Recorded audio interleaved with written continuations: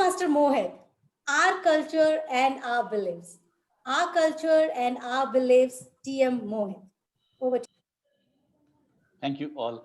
Before the timer starts my timing, I just want to make sure I'm clearly visible and clearly audible. Okay, all right. So let's start. Good morning, everyone. This is a very important saying that culture is not a way of life. Culture is an enabler for you to live the life in the way you want to. We all have been brought up with different culture, different beliefs, and different ideas, different ethos. And we have been following those cultures since our birth, since the way we are brought up. It has been every time a difficult path when we end up in a conversation with a person who is of a different culture and different thought process. And we end up at times getting into an argument situation, or at times we get frustrated that why is this person not able to understand me? I'll give you certain examples. Let's say we get a call from a bank credit card person. What he says, sir, we have an offer for you. We are offering a low interest credit card and a low interest personal loan. You are our best customer, so we need to give you an offer.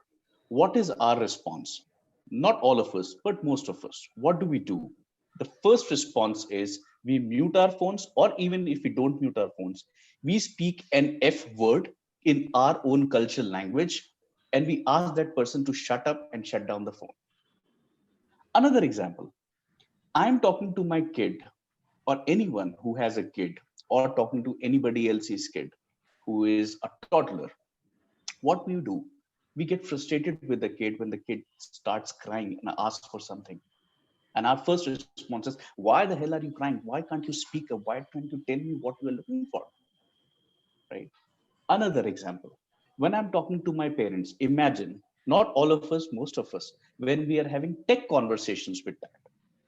The first day I remember when I tried to explain to my mom and dad as to how the WhatsApp video call works, I knew how that would be. Even before that, 5 years ago, when I was in United States and we used to have conversations when WhatsApp was not that prevalent, we used to have conversations on Skype.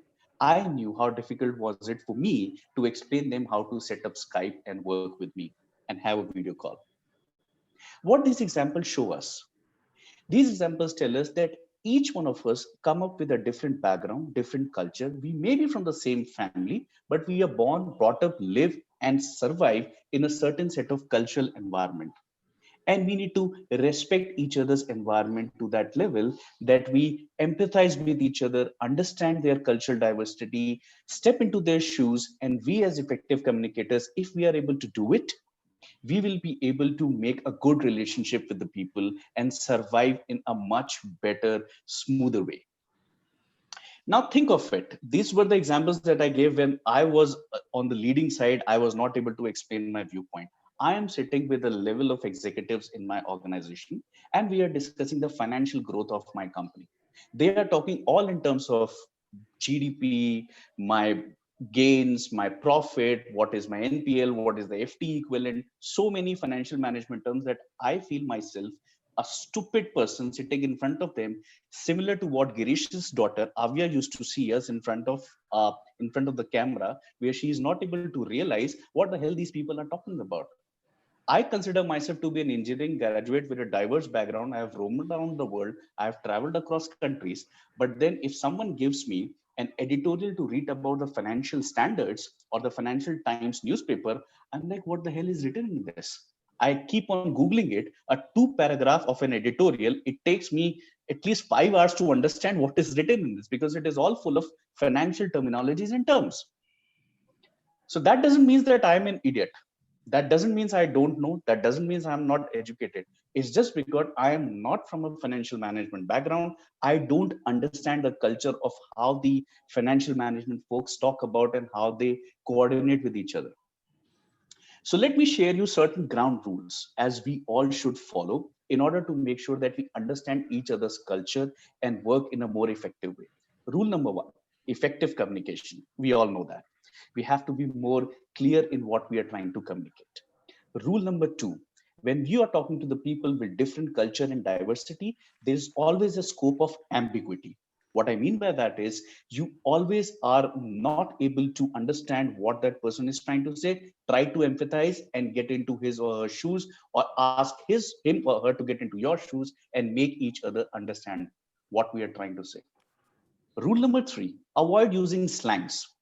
Because slang, if you're talking to a person with the same culture, right, like Smita gave an example, bhaiya or saiya, that is a different slang in each and every culture. So if we use the slang which is not or may not be acceptable, then it can create a problem in terms of communication. Third, don't use humor to an extent that it gets into sarcasm and hits anybody else's sentiments.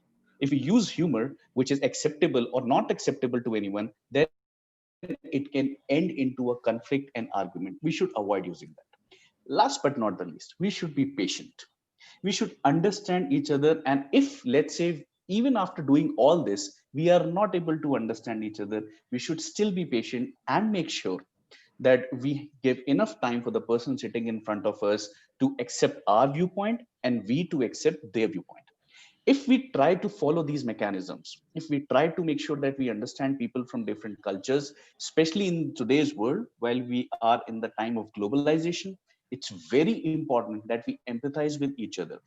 And once we start doing this, people will be able to mesmerize with your thoughts and work in the direction that you want them to work for you. And that creates a collaborative environment. Not all of us are stupid, not all of us are stars. We all are learning. And this in this age of learning, it is very important that we cross communicate with each other, collaborate with people of different cultures, and create an environment which is healthy, which is empathizing, which is smooth, and which is progressive.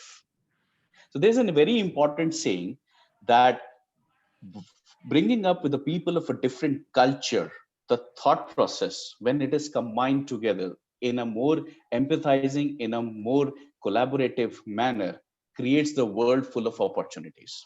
And we, as Toastmasters, we, as the new leaders or upcoming leaders of the world, we need to understand people have a mindset and we should respect each other. Different culture, different backgrounds always help to learn from each other. Let's move on with that learning path. Thank you. And back to you, Tia Mori.